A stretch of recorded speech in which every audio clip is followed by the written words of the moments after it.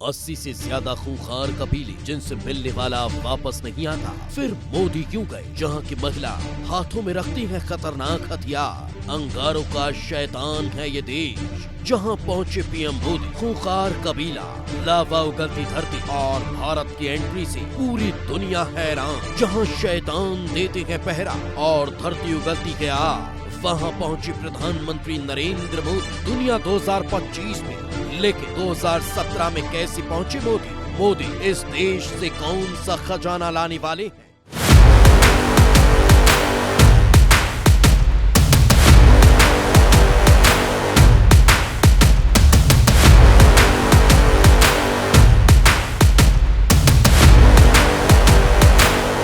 से ज्यादा खूंखार कबीलों का गढ़ है यह अजीब देश, जहां अचानक प्रधानमंत्री नरेंद्र मोदी पहुंचे। इस देश में अंगारों के साथ शैतान देते हैं पहरा। अचानक प्रधानमंत्री नरेंद्र मोदी यहां क्या लेने पहुंचे?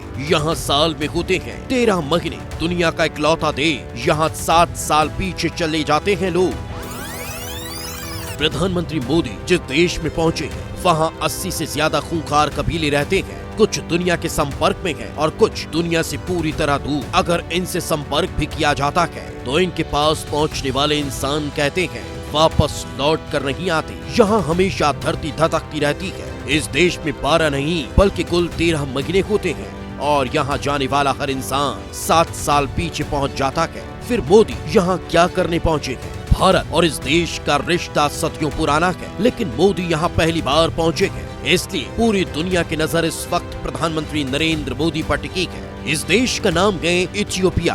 मोदी यहाँ क्या करने गए हैं? इससे पहले आपको इस देश की वह अजीब बातें बताते हैं जिनके बारे में बहुत कम लोगों को पता है। मोदी के यहाँ पहुँचने से 22 दिन पहले इथियोपिया में 12 सालों से सोया ज्वालामुखी हेली फटा है। इससे 14 किलोमीटर तक अंगारे और राख उठी थी, जिसका असर दिल्ली तक दिखाई दिया था। इथियोपिया में अफ्रीका के सबसे ज्यादा ज्वालामुखी हैं। धरती की टेक्टोनिक प्लेटें एक दूसरे से यहाँ अलग हो रही हैं, यही वजह है।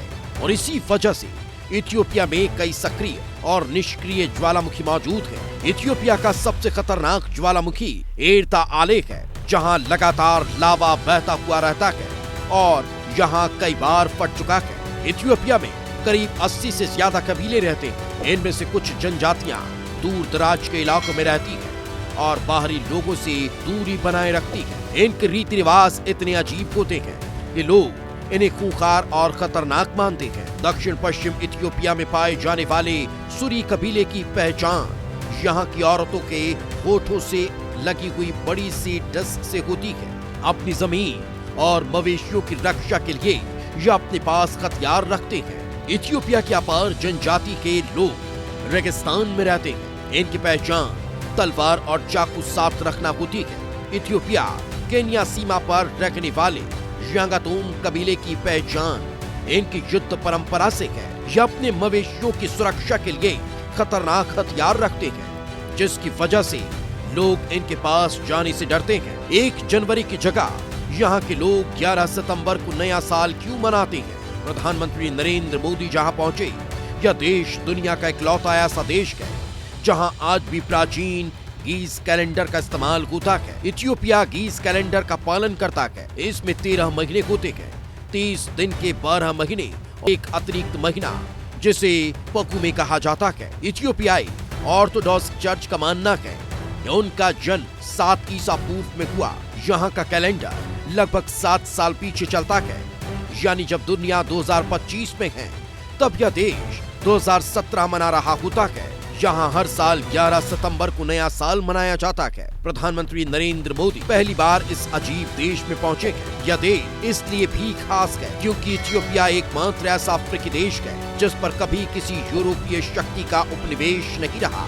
यहाँ 60 ज्वालामुखी हैं जिन्हें अंगारों का शैतान कहा जाता है। लोगों का मानना है कि यही शैतान उनके देश की रक्षा करते हैं। सच यह है कि यहाँ अभी भी 20 सक्रिय ज्वालामुखी मौजूद है। प्रधानमंत्री नरेंद्र मोदी के साथ यहाँ अजीत डोभाल भी मौजूद है और दोनों देशों के बीच कई बड़ी डील होंगी जिन पर पूरी दुनिया की नजर है। इसकी पूरी जानकारी अगली रिपोर्ट में दी जाएगी। प्रधानमंत्री नरेंद्र मोदी का इथियोपिया जाना इसलिए भी खास है क्योंकि इसे अफ्रीका का प्रवेश द्वार कहा जाता है। जब मोदी इथियोपिया पहुँचे तो प्रधानमंत्री अबी अहमद खुद मोदी के ड्राइवर बनकर कार में बैठे और उन्हें साथ लेकर चले गए। इसकी चर्चा पूरी दुनिया में हो रही है और भारत की ताकत भी दुनिया देख रही है। आपको बता दें कि मोदी इथियोपिया इसलिए गए ताकि दोनों देशों के बीच रणनीतिक साझेदारी, आर्थिक, तकनीक, शिक्षा, स्वास्थ्य, सहयोग और वैश्विक मंचों पर साझा विचारों को और मजबूती मिले। और यह दौरा